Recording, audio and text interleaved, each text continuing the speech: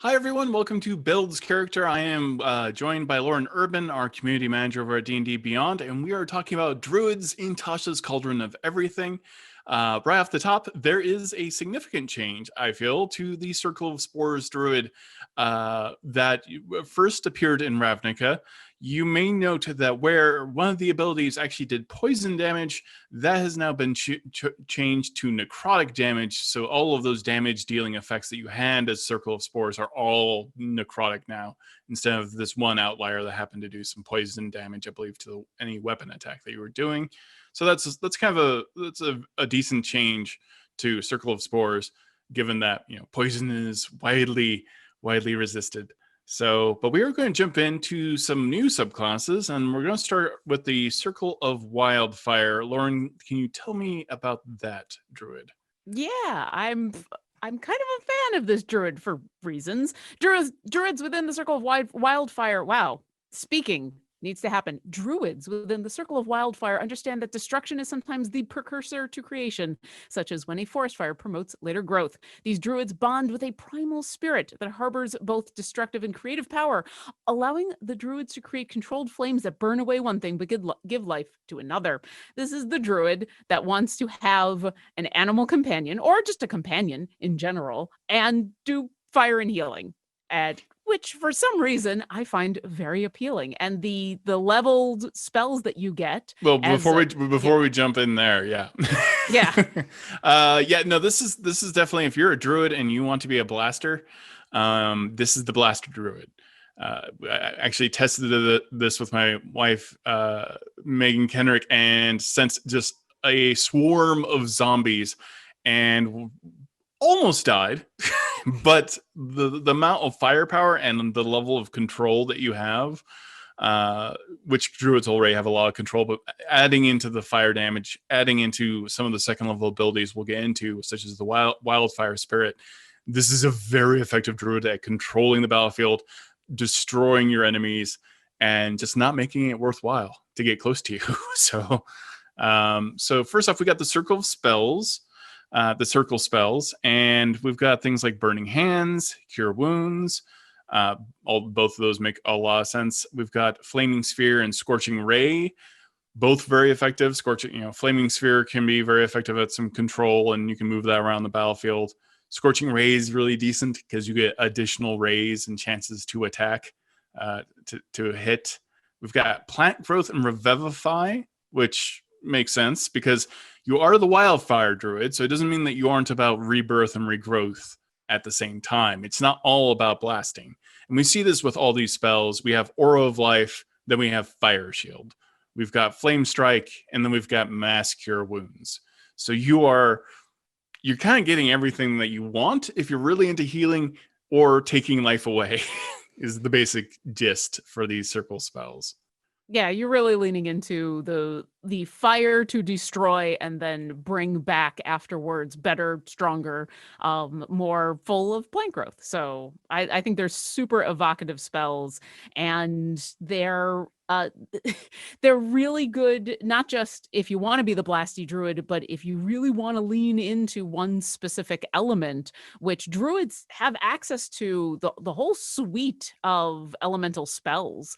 That's kind of what they're all about. So being able to kind of focus on fire is really good for that flavor that you're looking for.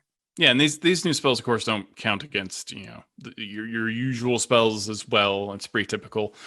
But this is one of the nice defining characteristics, and we see this a lot with the new druids. Is that druids typically have become very, very focused on wild shape. Earlier editions, that wasn't necessarily true. It was something that is very much part of the druid identity as a class historically, but wild shape has become increasingly a larger part of what it means to be a druid. They are now giving you options to not necessarily wild shape into an animal, but use your wild shape to do other things.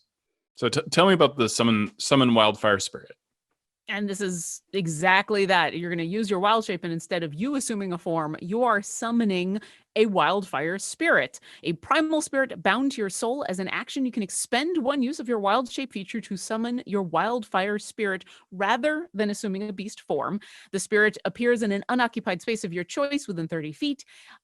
Each creature other than you within a certain radius is going to have to make a dexterity saving throw or take fire damage. It's friendly to you and your companions. It obeys your commands. You get a whole stat block, which we're showing right on the screen there, which not only scales with you because it uses your proficiency bonus in several places, but, and this is the thing that I like the most, you determine the spirit's appearance. And it gives you some options. And basically the only qualifier, I would say, the only thing that you really have to keep in mind is the fact that this is considered a small elemental. And I think it's natural when you're going into using this creature and coming up with the flavor of what you want it to look like, to go for fire things. I mean, the things that are suggested, the art that we see is all creatures that are either wreathed in flames or are made of flames. And it makes a lot of sense. This is a druid all about fire damage. This is a creature all about fire damage. But it doesn't have to look like that. I'm going to get into that in a second. In combat, the spirit shares your initiative count, but takes its turn immediately after yours, which I really like because that kind of thing, when you're adding another creature onto the battlefield, helps both you and the DM a lot with just party management. The only action it takes on its turn is to dodge, unless you use your bonus action to command it to do something else, which kind of goes along with a lot of the actions like the Beastmaster Ranger can do and other summoning spells that lets you summon it. If you're incapacitated, the spirit can take any action of its choice, not just dodge, which is why it's super important that the spirit is friendly to you and your companions. It's around for an hour, unless it's reduced to 0 hit points, unless you use this feature to summon the spirit again, or until you die. And considering druids get their wild shapes back on a short rest, that basically means you can have your spirit around kind of all day, depending on how often you're taking short rests. And it's very effective too. Like when you look at the actions, we're looking at, Flame Seed is pretty straightforward. It's a fiery weapon. It's almost like a juiced up firebolt when you consider that you get to add your proficiency bonus to the damage. So it does scale a little bit. But then we've got fiery teleportation, which is kind of a game changer. Again, this is like why this is very good at control. The spirit and each willing creature of your choice within 5 feet of it teleport up to 15 feet to an unoccupied space you can see. Then each creature within 5 feet of that space that the spirit left must succeed on a dexterity saving throw against your spell save DC, or take 1d6 plus your proficiency bonus in damage. This is kind of like a tiny little thunder step. It's really great if you are laying down fire and you're setting everything on fire. You can teleport. You can send out your spirit to teleport people away, or teleport yourself ahead. It's very, very effective. I've seen it being used. It's a really nice ability to have. Or I just see it teleporting back and forth between groups of enemies. Like if you don't have to worry about moving anyone, and you're just bouncing your spirit around between a bunch of places going, because also, as you see, we'll see with later levels, you're going to get the opportunity to cast spells through this and do other things through your spirit. So having that mobility is really key. And I want to go back for a second to the fact that it can appear in any way that you want. As I said, you can come up with a lot of the fiery options. I have a different option for you because this is considered a small creature. I would like you to be a gnomish wildfire druid, and I would like your wildfire spirit to look exactly like you. And then you have, this is not like an illusion. This is an actual creature on the battlefield that will take damage, that can attack from it, that is moving around and doing everything that you would expect a creature to do. So why not have it look exactly like you and do trickery stuff and confuse your enemies and help your allies? Be the kobold wildfire druid and summon yourself, or summon a version of yourself, because why not? I think it would be funny to have that moment in where you suddenly appear somewhere else and you can confuse your enemies that way.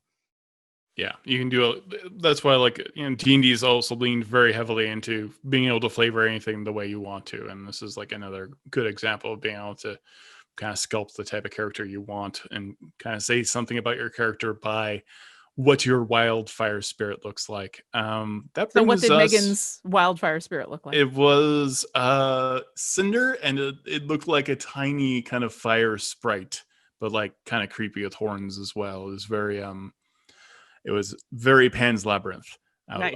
Yeah. So at 6th level we get enhanced bond, and this is where the fact that you can summon this wildfire spirit continues to get more and more powerful. The bond with your wildfire spirit enhances your destructive and restoration spells. Whenever you cast a spell that deals fire damage or restores hit points while your wildfire spirit is summoned, you roll a d8 and gain a bonus equal to the number rolled, on one damage roll or healing roll of that spell. In addition, when you cast a spell with a range of other than self, the spell can originate from your wildfire spirit. This is very handy. This is kind of reminiscent of Invoke Duplicity, which you see with the Illusion Cleric. This is, again, lots of battlefield control. Being able to cast spells through your fire spirit is very, very effective for being able to just, again, bounce around the battlefield, decide where you want to line things up in terms of like all these fire spells. It's really fantastic. And on top of this is a little bit like the Artificer Artillerist in that you get this extra D8 to healing and fire. So it's a really nice 6th level ability for this druid. This druid is very effective at scrapping. So I have to ask, it says whenever you cast a spell, does that include cantrips? Cantrips are a spell. So there's no healing cantrips. There's quite a few fire cantrips. Yeah. I'm just saying. Yeah. You might want to keep that in mind if you're going to go for Wildfire Druid. When you're choosing your cantrips, there are quite a few nice produce flame, just really good basic fire cantrips that now you're getting an extra D8 every time you cast it. So it is really good to think about your spell loadout, because of basically everything that you're going to be thinking about is going to be centered on the spirit of yours and on fire. I would highly recommend just leaning into it, taking the elemental adept feat, so that you can start bypassing resistance, because fire damage is one of those that a lot of creatures do have resistance to, or immunities. Yeah. And then also as a druid, at least you get to repick a bunch of your spells at the beginning of the day. So just being aware that you might need to have some other utility and elemental spells, just in case you come up against a bunch of fire elementals and you're like, oh, that's a problem. So, but the fact that this is giving you that bonus and you just get it all the time, there's no limitations on it except for, do you have the spell slots? Yeah, and again, this is kind of, I would say, and obviously you don't need to, but because you are dealing with so many area effect spells, if you have the opportunity to use miniatures, which we did, including some spell effect stuff from actually like WizKids, where you can kind of like, okay, this is where Burning Hands, this is the area that Burning Hands takes effect. This is where the Wall of Fire has gone up. This is where, the Flaming Sphere is moving around. That's all very effective, because again, this druid has so many area effect spells and so much control. It's very fun to do with miniatures. Actually, this is a very miniature friendly druid, and the fact that you have your little fire spirit as well. So now you've got your character's miniature, you got another miniature, then you've got whatever spells you have concentration on. It can be a lot of fun, and sometimes very important when you throw like 30 yellow musk zombies at someone. It's good to know where everyone is in that particular graveyard. So tell me about Cauterizing Flames. This is another power that having miniatures, or at least a good idea of the battlefield, is actually going to be very important. So you gain the ability to turn death into magical flames that can heal or incinerate. When a small or larger creature dies within 30 feet of you or your wildfire spirit, a harmless spectral flame springs forth in the dead creature's space and flickers there for 1 minute. When a creature you see enters that space, you can use your reaction to extinguish the spectral flame there and either heal the creature or deal fire damage to it. And you do 2d10 plus your wisdom modifier, which is a decent amount of damage. You can use this reaction a number of times equal to your proficiency bonus. You get everything back when you finish a long rest. So it's the I've just lost the name of the healing. Is it healing spirit? That's the one where you plunk down and your friends run through it and they get to have healing. It's that, except it's also a dead body, which is a little creepy. But hey, so you put your healing spirit down in one place and you make dead bodies be healing in another place, and now you're a med station. Yeah, it is kind of creepy. And also, I mean, while you're taking down enemies, the fact that there are flames on there, you can kind of like, if you're the DM may just say that body, because it's on fire, is kind of a damage. Because this says healing or damage equal to 2d10, suddenly as you're dropping people, again, more control. You are like you're turning bodies into walls and obstacles for the enemy. So it's a wee bit dark. I don't know. I will say for me in general, in terms of druids that have come out so far, it really is for me between the Wildfire Druid and the Circle of Spores. Like the Wildfire Druid is pretty amazing, especially in gameplay. And this is another one of those. Yeah, it's creepy, but it's so weird that it makes it stand out. They could have easily made a different type of ability, but this is very weird and creepy. I love it. It's just leaning into the fire is destroying and healing all at the same time. And the fact that you get to choose when it happens, use your reaction, which is something that not a lot of characters have readily available, is a reaction that they can use that is this powerful. So it's really good. And then we have our 14th level capstone. The bond with your wildfire spirit can save you from death itself. If the spirit is within 120 feet of you, you can reduce when you are reduced to 0 hit points. And wait, sorry, I've really worded this weird. If the spirit is within 120 feet of you, when you are reduced to 0 hit points and thereby fall unconscious, you can cause the spirit to drop to 0 hit points. Then regain half of your hit points immediately and rise to your feet. Once you use this feature, you cannot do so after a long rest. Now you are effectively very much, that Phoenix type mentality. You fall down dead, you burst with flames, and you're healed again. It's a bit of a zombie, what we call a zombie mechanic, where you're just really hard to put down. This is, again, you're the healing and damage. If you're at 14th level at this point, this could make or break an encounter with a very dangerous enemy. And it once again reinforces the idea of this is a druid that is leaning into having this wildfire spirit up, at least in every encounter, because you do so much with it, through it, because of it.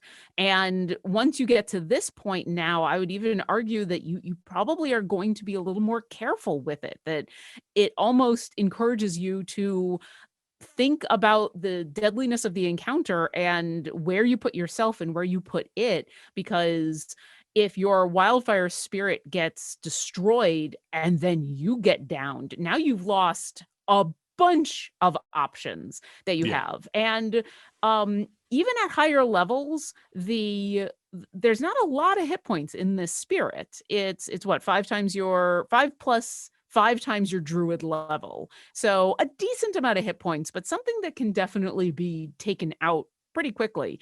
So smart enemies might go after this if they see that it is something that is key to your abilities. So yeah, I would, it's going to depend on the flavor of your character, obviously, but this kind of, to me, feels like keeping an eye on where your spirit is, making sure that it is being helpful, but maybe not in direct danger, because once it goes down, there's at least a round or two where things can get very dangerous for you, for it, for your allies. Everything can just domino very quickly. Yeah, that's absolutely. And again, yeah, you're right. If the enemy is very wise to the Wildfire Druid, though I wouldn't expect they're too necessarily too common. It depends on the world you're playing in. They could shut you down pretty quick. And that's kind of the trade-off. So we have another druid that is in Tasha's Cauldron of Everything. Yes. It's but, what?